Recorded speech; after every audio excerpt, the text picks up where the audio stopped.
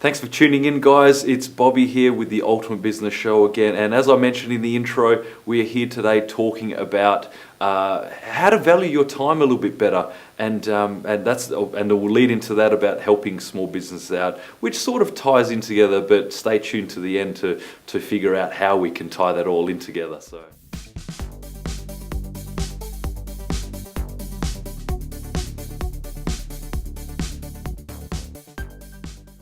Bobby, what a great show, and when you said this I couldn't help but resist asking you some questions on valuing your time. And one of the things we talked about off air was having the tradesmen come to your house and having all those old jobs done and it dragging you away from the business.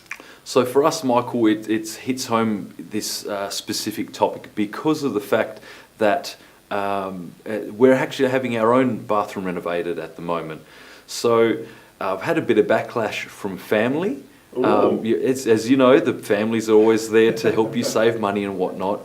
But we don't have time for the various things that my mum and dad have told us to do. So they've said, don't go through a one-stop shop company. Get 3 different quotes for every single person. So that's an electrician, plumber, cabinet maker, tiler.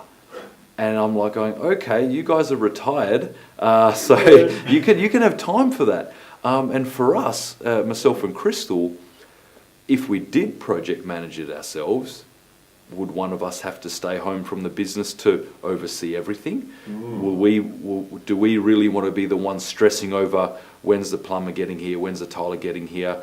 Oh, the tiler can't make it this week, so that's going to extend the job for another 2 weeks because he can't, the cabinet maker can't do his job until the tiler's done his job, and all those types of things are rolling forward, and we just don't have the time. So for the saving of potentially going through a one-stop shop company, it's saving us months and months of research initially to get the best quote. Two, it's saving us time in terms of the fact that we can actually stay in the business because we can just give the project manager the keys to our house. They're in there for 2-3 weeks and out we go. And during that time after that time we've got a fantastic new bathroom. And 3, it saves us organising 12 different quotes and having all those people come through to our doors. Now, as an accountant, I mean, you're really good with numbers. Have you ran the numbers how much it would actually cost you, not just in physical cost, but opportunity costs if you tried doing this thing yourself, as in, would it be more or less if you did it yourself, regardless? Well, I guess if you look at it that way, the cost that we've got for our bathroom, it's premium. We wanted a fantastic job, so we're happy paying that slightly higher price. But if we added it back to what we would have saved getting multiple different quotes and project managing it ourselves, in reality the cost would actually be closer to 30,000+. Right. Maybe more. I'll tell you why. Because how many times have you called a tradesman to come around your place for a quote and they don't rock up? Or they say, I'll be there between 9 and 12. Exactly.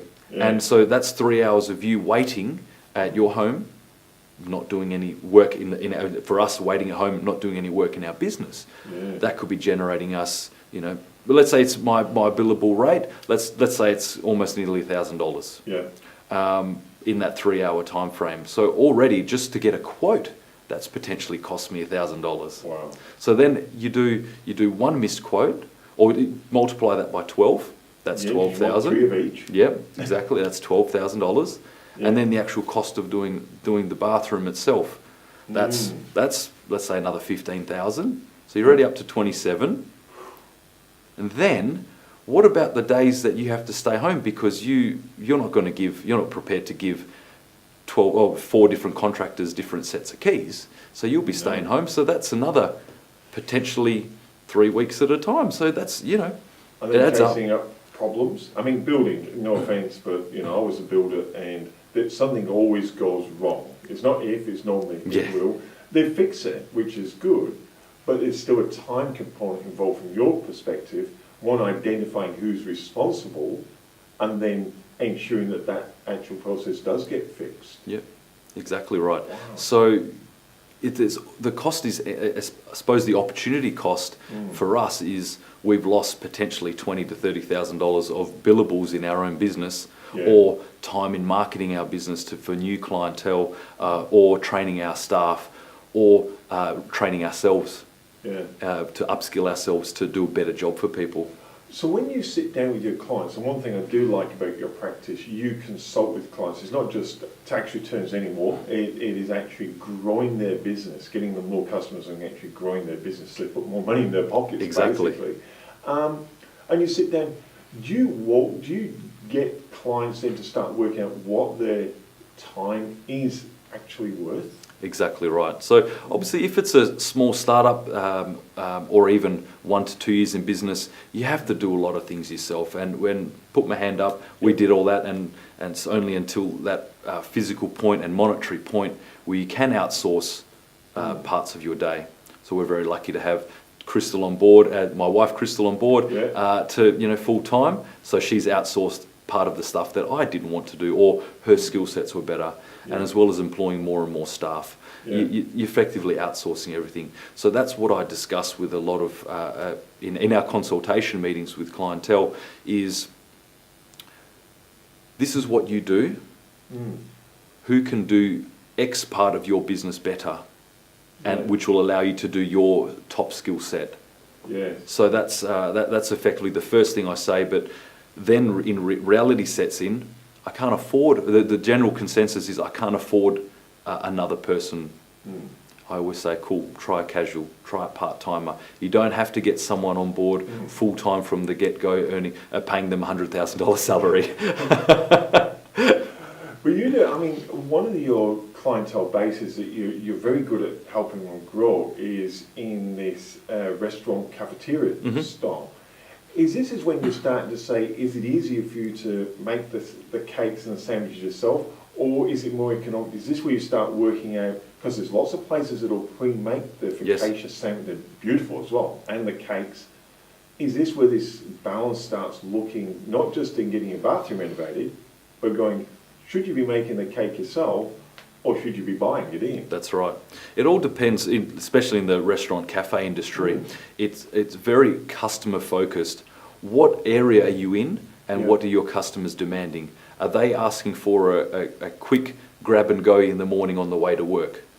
Then they're not prepared. Those type of people aren't prepared to wait 5 or even 10 minutes. They have to jump on the bus or jump in the car or train or whatever it may be. They don't have the time. So. And do you really want to get there at 1 a.m. in the morning to pre-pack 100 to 200 different focaccias for people's lunches? No, not really. So that's where you go, what are my clientele wanting, and how can I service them better? And that's where you do the judgment call. Maybe for breakfast, maybe for those grab and goes, you order in. Because at the end of the day, those manufacturers that make those types of food, they do it that morning. It's just that they've got... That's the only thing they do, and they've got 100 staff or whatever may be doing it. So whereas you may be a small cafe, you husband and wife team generally, and maybe a couple of staff, then you don't really have the time and energy to do that for how many people. All depends on the volume, of course. I was talking to a restaurant owner in Fremantle, which is south of Perth, beautiful port city, and his restaurant there, and he used to hand make his patés until he did what you said.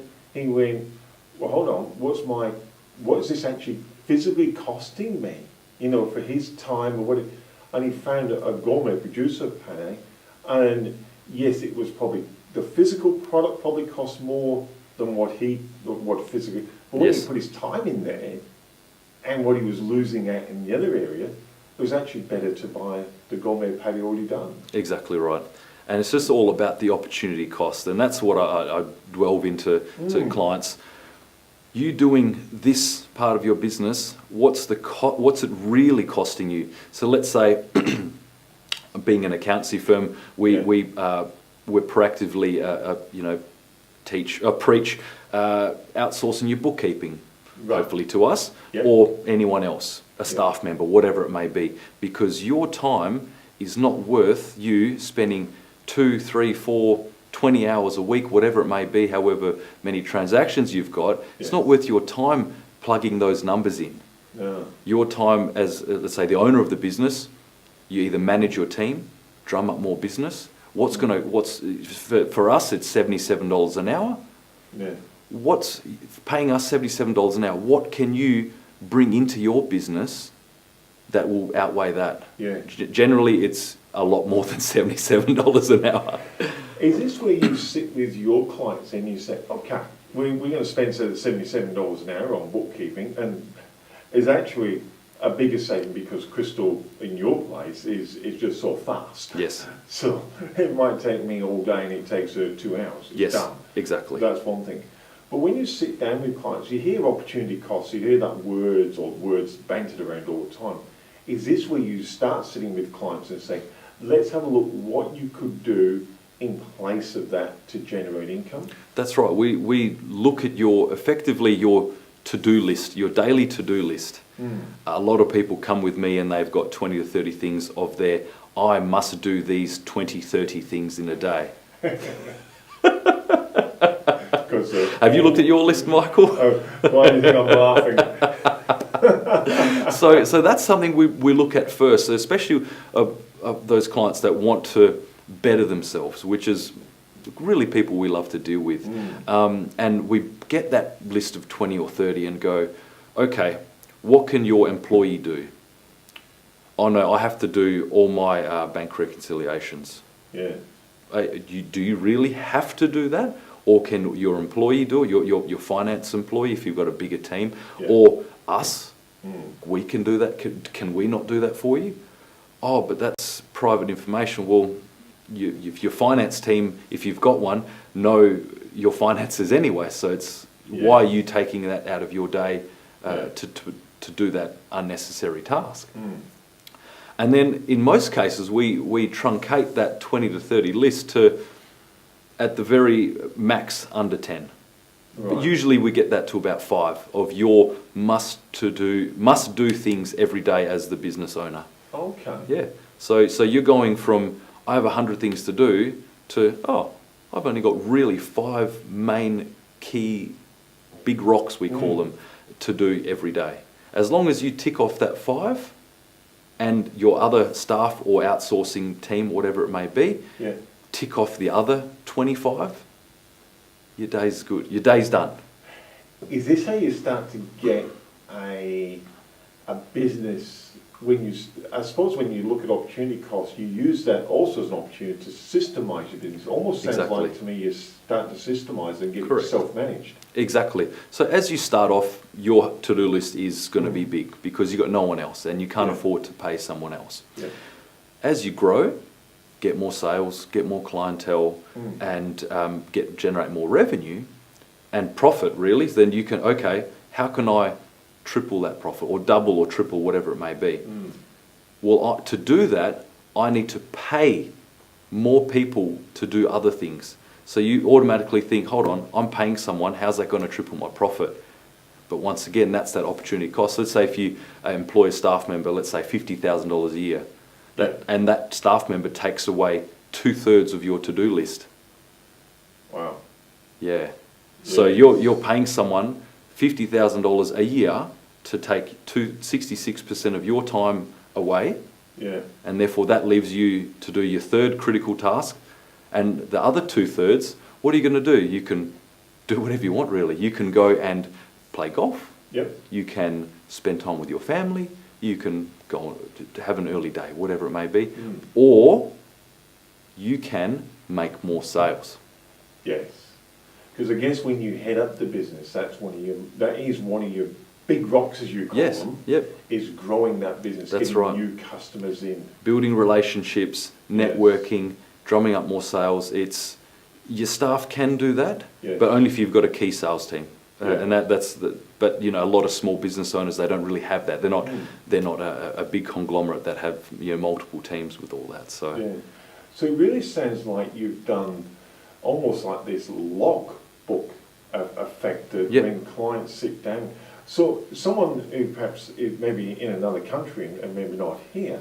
So what's that first step? You get them to write down all the tasks they're currently doing each day? And do they just monitor that over a few weeks till they get a bit of a pattern? Exactly right. So do it wouldn't say a month, let's say a fortnight, because, Yeah. well, actually, you could go a month because there's different, as cyclical, the month is cyclical, you've got various jobs which you do at any point in time in the month. Yeah. So do it for a month, log your day, Yeah.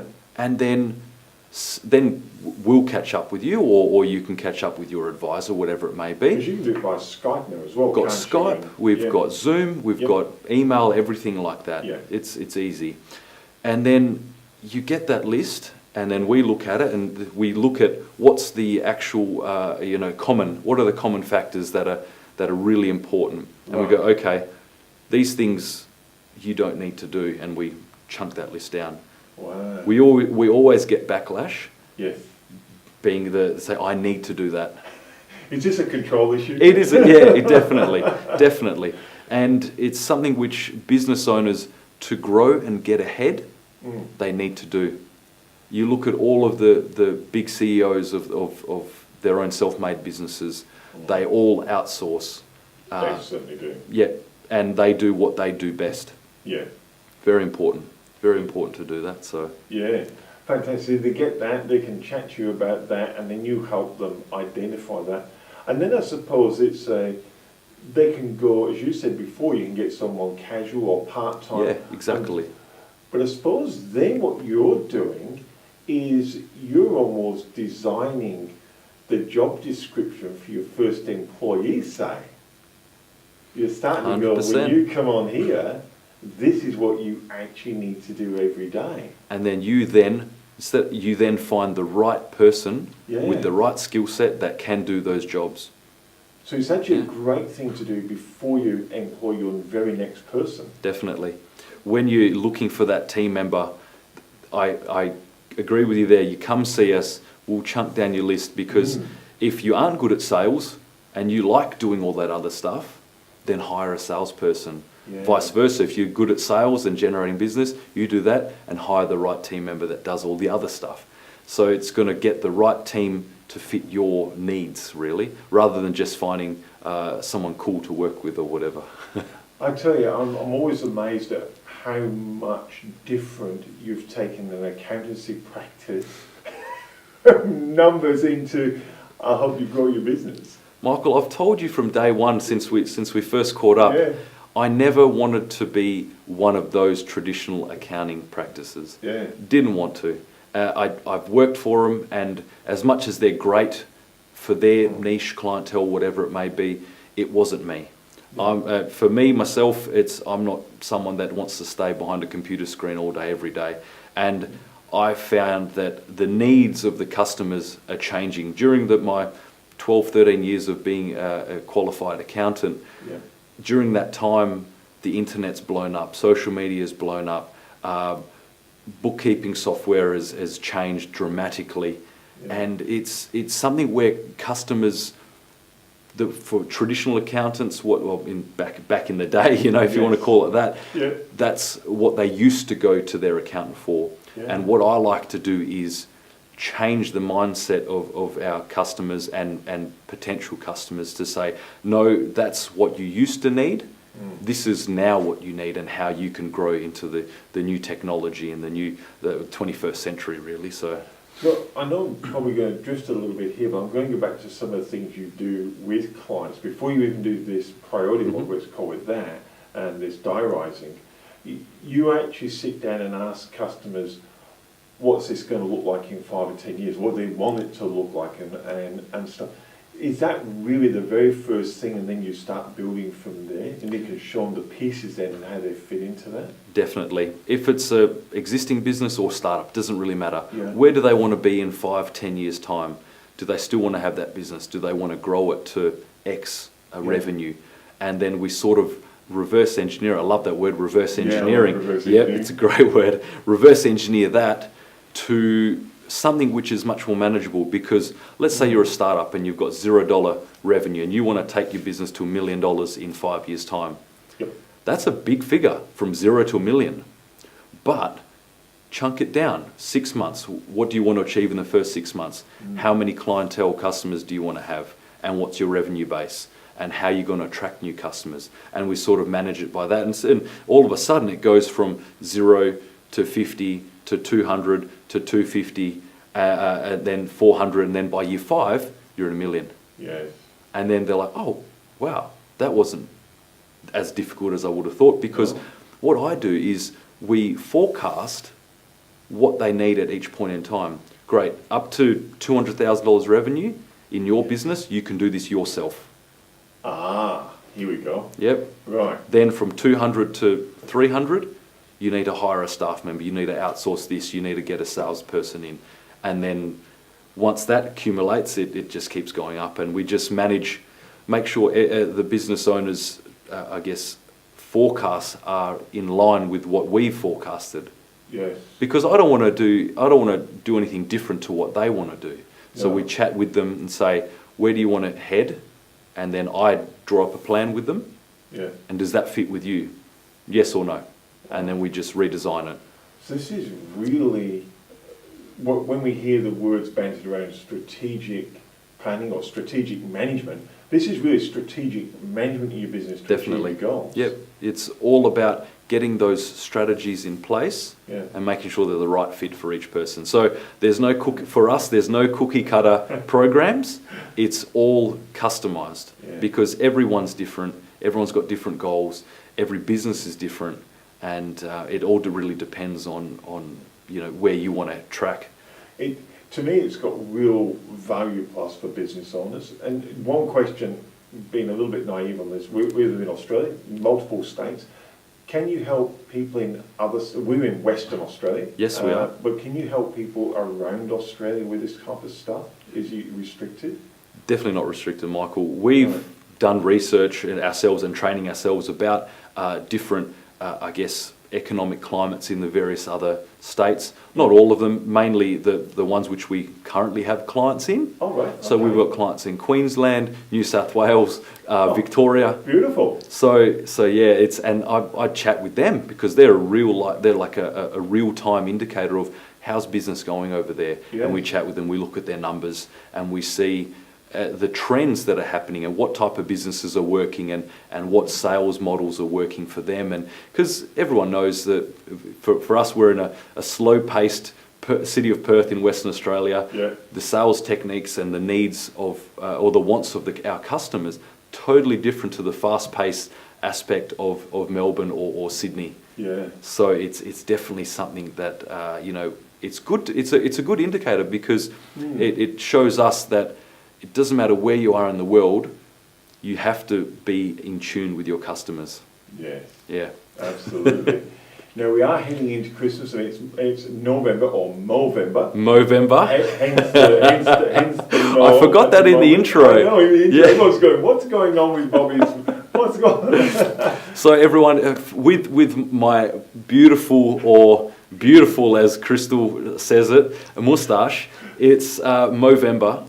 It's a very big charity that it's now worldwide, and it's something I'm a big believer of. And if you recall last month's episode, we talked about mental health, and I thought, you know what, leading up from that episode, I'd love to, how can I personally do something to preach mental health for not only just men, because this was initially started for cause for men, but mental health and health for all population, everyone. And I said, you know what, it's been 9 years since I did it last time. Let's put the razor away for that part and start growing it. It's very stylish. I said it started off camera. You remind me of Clark Gable. You went, who's Clark Gable?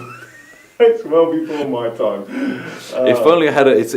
You probably can't see it in the camera because the lighting's done very well in here, but there's a few greys and I've highlighted those. You've highlighted those. It's terrible.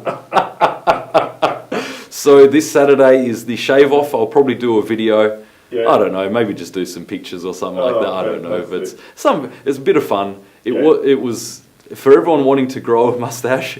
It's the first 2 weeks are hell because you've got people asking you, is he growing one, or I don't know what's happening, but then after week 2, it sort of the itching dies down and it sort of gets a bit better. So that's what members. That's why you're doing it for charity, which is absolutely fantastic.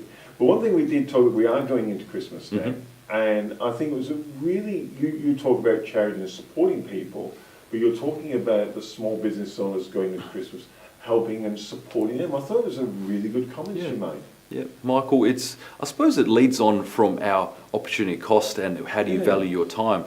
So a lot of people, they go to the massive shopping malls over Christmas time, and you might be spending half an hour to an hour just finding a car park. Yes. That's how busy the shopping malls get. I know the one close to us is the Mall of Galleria, and I park almost the next suburb over and then walk over, because it's that difficult. But once again, that half an hour to an hour, or for us, we don't have the time or luxury to waste looking for a car park or queuing up for hours in one of those massive chain stores or to find a salesperson to help me find a product. Yeah. So, as we were talking off air, this is a big time for a lot of small independent business owners, retail especially. Pardon me. This is either make or break for them. They've spent big on capital. Yeah. They've stocked the shelves up to the brim in the hopes to get heaps of sales done through this Christmas period. And generally the prices are dearer because obviously the quality of their products are generally better than what you do get in a lot of the chain stores. But at the end of the day, you really need to value your time. So for myself and Crystal, there's a beautiful shop across the road, and we're going to be going there to look for some gifts. Yes, it's boutique. Yes, it's a bit more expensive, but we can chat with the business owner, and we can find in depth with what the actual products that they sell in that store, rather than going to a chain store and finding a 15-year-old who doesn't know anything about the product. And it's just more the fact that our time is a bit more valuable, and what we want to gift our friends and family, we want to get a nice quality product, which may cost us a bit more, but once again, spending $5 or $10 more at an independent store rather than wasting an hour looking for a car park. So that's just something I wanted to allude to the people out there, and make sure that leading up to this Christmas time, think about the small independents, because in reality they're the ones that really make our economy work. Yeah. And when you're saying about supporting them, you just said the Christmas time is the time when they kind of make their money that sees them through the rest of the year, and they do require support. And you say they are a little bit dearer, they don't have the same buying power, but then they tend to get different and more quality products in. And I find with the independents, I think they're just pleasurable to deal with, because I agree. They own it. They've got a Exactly. vested interest in making sure you're happy. That's it. The 15-year-old, you go to one of the chain stores, they don't care if you come back again. They know they're going to get paid That's regardless. A reality, isn't it? It's a reality, and I don't want to put down any of the chain stores, because a lot of them are fantastic. But it just comes to the fact that, hey, listen, if you want to help a small local independent, do it. Yeah. Be it retail, be it even online. There's a lot of small independent online stores, and that's that's where retail is sort of heading in the next generation. So, So from your perspective, the small independent retailers, any hints or tips going into this period where they can help capture some more business for them, or how they should be treating people? I think they should have already started their marketing for the Christmas period. What products are you going to have on your shelves to sell to customers, and why should they buy to you? So that's where social media is really imperative to you to get your name out there, because you don't have the millions of dollars to spend on television advertising or even radio advertising. Make sure that you've got quality customers that are coming in, and make sure they're referring. Ask for referrals. Listen, do you know any friends or family that would want to buy this, I don't know, a teddy bear or whatever it may be? So don't be afraid. Don't be afraid. And that's because if you don't ask, you don't get. Yeah. It's interesting you said that. I was a bit like, I mean, in businesses like ours, we always ask for referrals. It's Definitely. just a standard thing. But when you switch to a retail store, I don't think I've ever heard a retail store ask for a referral. Exactly. And that's something which, the retail clients that we've got, that's something which I've advised them when we completed their September quarter GST, because it was only due very recently. So it's like, okay, that's your sales for that part. Had a lot of purchases Yeah. And therefore they're stocking up for Christmas, and you know, now's the time where you need to get your marketing in, and word of mouth marketing is fantastic, and the best way to get word of mouth, ask for it. Fantastic. Another great show, Bobby. Obviously, if you're looking to have the ultimate Christmas in your business, and the ultimate Christmas is from here to come, it's Ultimate Tax and Advisory. People who want to chat to you, Bobby, especially when they want to do this strategic management, I think that is critically important. What's the best way of contacting yourself? Best way to contact us is 086144 3370. Email us office@ultimate-tax.com.au, or head on to our website www.ultimate-tax.com.au.